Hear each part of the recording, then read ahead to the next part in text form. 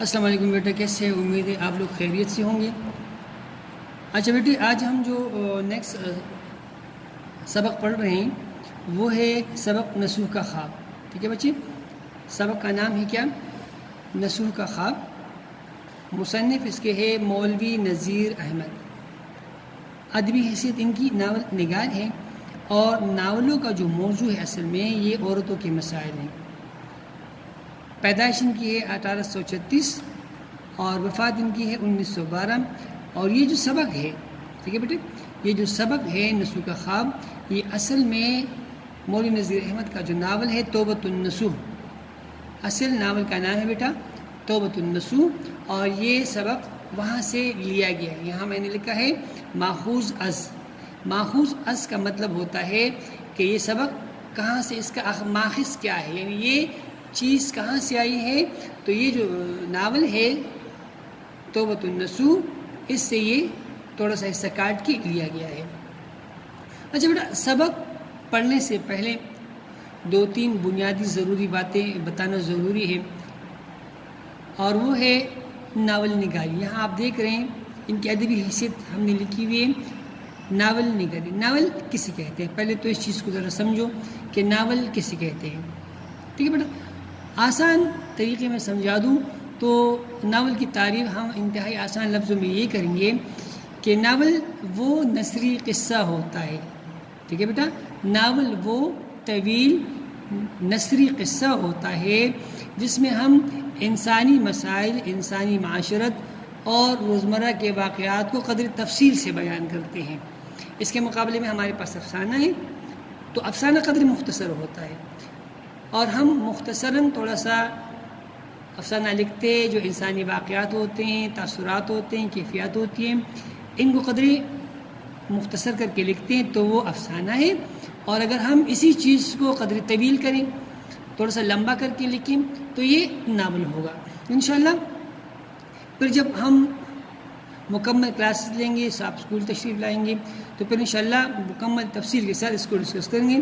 فی الحال مختصراً آپ کو اتنا پتہ ہو کہ ناول ایک نثری قصہ ہے جو قدر طویل ہوتا ہے، اور اس میں ہم انسانی واقعات ہوتے ہیں، تجربات ہوتے ہیں، ان کو ذرا ادبی زبان میں لکھتے ہیں۔ اچھا بیٹا، اب آ جاتے ہیں ہم کتاب کا ہے صفحہ نمبر ہے بیٹے 33۔ کتاب کا صفحہ نمبر 33 آپ کو نظر آ رہا ہوگا، یہ دیکھیں کتاب کا صفحہ نمبر 33، اور مولوی نذیر احمد کا تعارفی صفحہ دیا گیا ہے۔ ٹھیک ہے بیٹا، میں ایک ایک لفظ آرام آرام سے بول رہا ہوں، پینسل آپ کے ہاتھ میں ہے، اور آپ جہاں جہاں میں آپ سے کہوں کہ یہ لفظ سرکل کر دیں، دائرہ بنائیں، یا کوئی ضروری چیز کروں یا کہوں کہ بھئی یہ اس طرح سے کر دیں، تو وہ لازماً کیا کریں، اس لیے کہ جس قدر میں آپ کو سرکل کے لیے کہوں گا یہ سارے کے سارے کہیں نہ کہیں پر بورڈ پیپر میں یا ہوم ایگزام ہمارا ہوتا ہے اسکول میں، یہ MCQs کے طور پر آئے ہوئے ہوتے ہیں۔ تو پھر بجائے سے کہ ہم ڈھونڈتے پھریں تھوڑا سا مسئلہ ہو جاتا ہے ہمیں، ٹھیک ہے بھائی، تھوڑا سا مسئلہ ہو جاتا ہے، اس لیے اچھا ہے کہ ابھی سے جس طریقے سے میں آپ کو سمجھانے کی کوشش کروں آپ ایسے ہی اس کو سمجھیں اور اسی طرح سے کریں جس طرح میں آپ کو کہہ رہا ہوں۔ اچھا بیٹا، پینسل آپ کے ہاتھ میں ہے، پینسل آپ کے ہاتھ میں ہے، پینسل آپ کے ہاتھ میں، اور آپ ایک ایک چیز کو سرکل کر رہے ہیں جس طرح آپ میں کہہ رہا ہوں۔ ٹھیک ہے بیٹا، دیکھیے نذیر احمد ضلع بجنور کے ایک گاؤں ریحل میں پیدا ہوئے، ابتدائی تعلیم اپنے والد سے حاصل کی، کم عمری میں دہلی آ گئے، یہاں مولوی عبدالحق کے مدرسے میں عربی کی تعلیم کا سلسلہ شروع کیا۔ یہ سرکل کر دے بیٹا، یہ MCQs ایک دفعہ بورڈ پیپر میں ریپیٹ ہو چکا ہے کہ مولوی نذیر احمد نے کس کے مدرسے میں عربی کی تعلیم حاصل کی۔ تو بچے نام ہے مولوی عبدالحق، کیا نام ہے بیٹا؟ مولوی عبدالخالق، کیا ہے؟ مولوی عبدالخالق ان صاحب کا نام ہے، جن کے مدرسے میں انہوں نے یہ عربی کی تعلیم حاصل کی تھی۔ خوش قسمتی سے سرکاری خرچ پر دہلی کالج میں داخلہ مل گیا۔ تعلیم سے فارغ ہونے کے بعد عملی زندگی کا آغاز بطور مدرس کیا. سرکل کر دیجئے. ایم سی کیوز آیا تھا ہوم ایگزام میں کہ مولوی نذیر احمد نے عملی زندگی کا آغاز کس پیشے سے کیا؟ مدرس. بحیثیت ایک استاد کے انہوں نے عملی زندگی کا مظاہرہ کا آغاز کیا. 1857 کے ہنگامے میں ایک انگریز خاتون کی جان بچائی. جب 1857 کی جنگ آزادی ہوئی تو جہاں پر یہ ملازم تھے وہاں کچھ انگریز بھی قیام پذیر تھے اور آپ نے کچھ انگریز خواتین کی جان بچائی. اس سلے میں بطور انعام کانپور میں ڈپٹی انسپیکٹر مدارس بنا دیے گئے. ٹھیک ہے بیٹا. انہوں نے قانون انکم ٹیکس تعزیرات ہند کا انگریزی سے اردو میں ترجمہ کیا. اب یہ لفظ ہے تعزیرات ہند, اس کو دیکھیں بیٹے میں نے سرکل کر دیا. اس کو تعزیرات کہتے ہیں. تعزیرات تعزیر کی جمع ہے. واحد لفظ ہے تعزیر, اور جب ہم جمع لکھیں گے بچے تو یہ ہو جائے گا تعزیرات. تعزیرات کہتے ہیں سزا. یہ جو ہم عدالتوں میں مختلف دفعات کے تحت جج صاحبان سزا دیتے ہیں. پاکستان میں اس کو ہم کہتے ہیں پی پی سی, پاکستان پینل کوڈ. پی پی سی پاکستان پینل کوڈ. اسی طرح اس وقت تو 47 سے پہلے یہ تو ایک مکمل ہندوستان کی صورت میں تھا. تو جو ہندوستان کے لیے یعنی آئی پی سی انڈین پینل کوڈ, آئی پی سی انڈین پینل کوڈ, وہ ظاہر ہے وہ انگریزی میں تھی ساری چیزیں. تو مولوی نذیر احمد نے انڈین پینل کوڈ کا اردو میں ترجمہ کیا اور اس کا نام رکھا تعزیرات ہند. ٹھیک ہے بیٹا. تعزیرات ہند کا اردو میں ترجمہ کیا. ان کا یہ عمل انگریزی حکومت کو پسند آیا اور انہیں تحصیلدار بنا دیا گیا اور بعد میں ڈپٹی کلیکٹر کے عہدے تک پہنچے. مختلف قسم کے عہدے ہیں جو یہاں دیے. تحصیلدار ہے, جس طرح کہ آج ہمارے ہاں اے سی ہوتا ہے, ڈی سی ہوتا ہے, ڈپٹی کمشنر, اس قسم کے قبیل کے لوگ ہوتے ہیں. اس زمانے میں بھی اس طرح ہوتے تھے. انہیں انگریزی حکومت کی طرف سے شمس العلماء کا خطاب ملا. تو M C Qs board paper میں ریپیٹ ہو چکا ہے بیٹے کہ مولوی نذیر احمد کو انگریزی حکومت نے کون سا خطاب دیا تھا؟ تو یہ ان کو ملا تھا شمس العلماء. کیا ملا تھا بیٹا؟ شمس العلماء. ایڈنبرگ یونیورسٹی جرمنی میں ہے. ایڈنبرگ یونیورسٹی سے LLD ڈاکٹر آف لیگل لا یا ڈاکٹر آف لا بھی کہتے ہیں اور ہم اس کو ڈاکٹر آف لیگل لا بھی کہتے ہیں. اور پنجاب یونیورسٹی نے انہیں DOL doctor of law, DOL doctor of law کی اعزازی ڈگری ہے دی. ٹھیک ہے بیٹا. یہ ایسا نہیں ہے کہ وہ کوئی کلینک والے ڈاکٹر تھے, لیکن ان کی ادبی خدمات اتنی تھی کہ اعزازی طور پر ان کو یہ ڈگریاں دی گئی. ڈپٹی نذیر احمد کو اردو کا پہلا ناول نگار تسلیم کیا جاتا ہے. یہ ایم سی کیوز کئی بار بورڈ پیپر میں ریپیٹ ہو چکا ہے کہ ڈپٹی نذیر احمد کو کس کو اردو کا پہلا ناول نگار کہا جاتا ہے بیٹا؟ تو مولوی نذیر احمد کو اردو کا پہلا ناول نگار تسلیم کیا جاتا ہے. سر سید کی طرح انہیں بھی یہ امتیاز یہ خصوصیت حاصل ہے کہ انہوں نے کہانیوں کے ذریعے معاشرے کی اصلاح کی طرف توجہ دی. کہ انہوں نے جو ناول لکھی اس کا بنیادی مقصد یہ تھا کہ اس وقت کے جو مسلمان تھے وہ دین سے بھی تھوڑے سے بگڑے ہوئے تھے, تھوڑے سے منحرف ہو گئے تھے. اس لیے مولوی نذیر احمد نے کہانیوں کے ذریعے اور سر سید احمد خان نے مضامین کے ذریعے, ہم نے اس سے پہلے سبق پڑھا ہوا ہے قومی اتفاق, سر سید نے اس سبق میں بھی اصلاح کرنے کی کوشش کی تھی.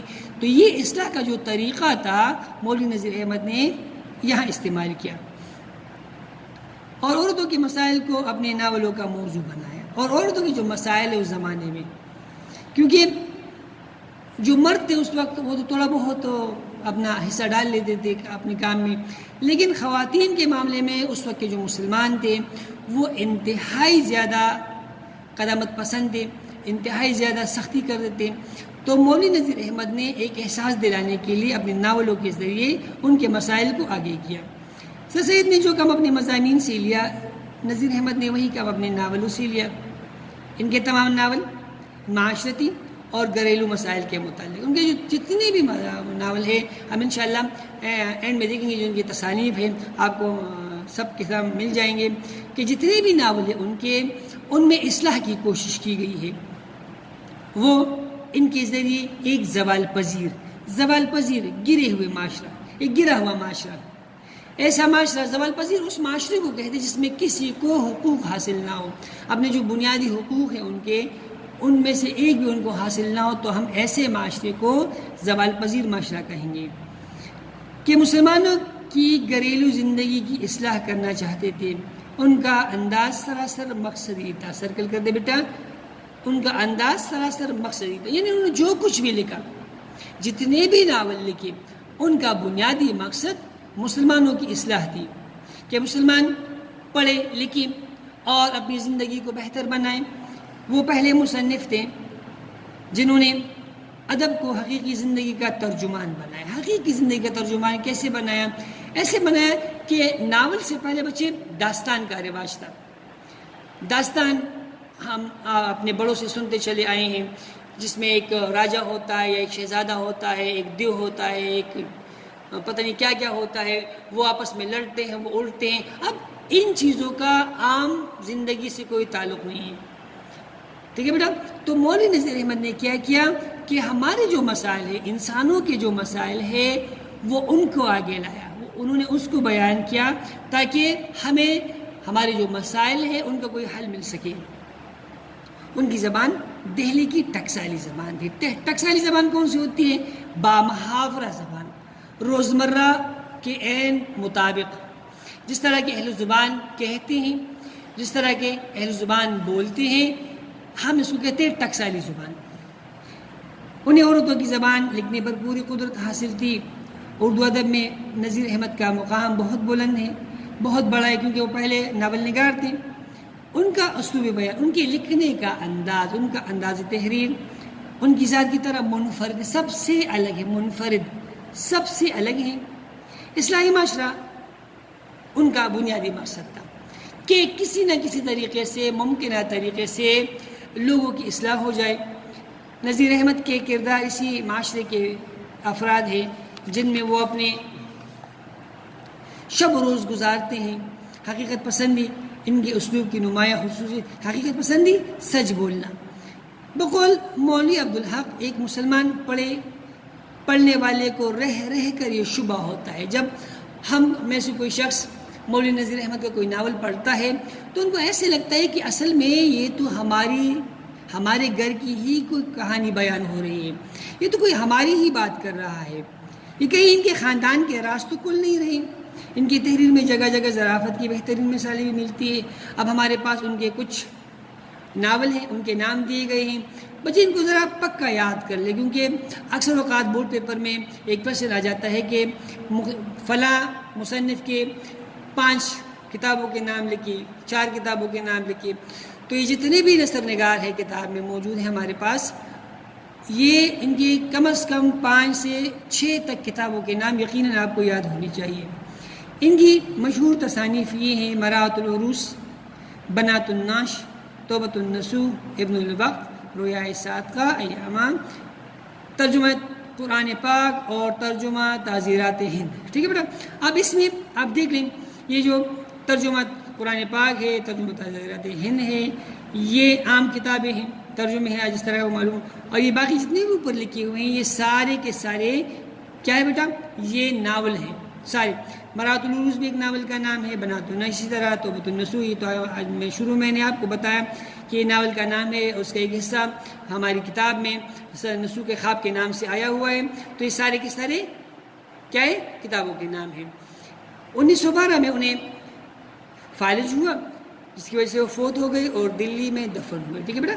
ان کی جو تاریخ پیدا وفات ہے وہ 1912 ہے اور وہ فالج. یہ بھی MCQ آیا تھا کہ وہ کس بیماری سے انتقال کر گئے تھے، تو وہ فالج کی بیماری سے انتقال کر گئے تھے. ٹھیک ہے بیٹا؟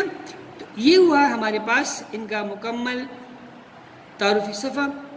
انشاءاللہ العزیز جب آگے ہم سبق شروع کریں گے تو ہم تفصیل سے اس کے ساتھ پڑھیں گے. بس اس میں یہ بات یاد رکھیے کہ کبھی کبھی بورڈ پیپر میں کویسچن آ جاتا ہے ہمارے پاس کہ مولوی نذیر احمد کے ادبی خدمات پر ایک مختصر نوٹ لگے.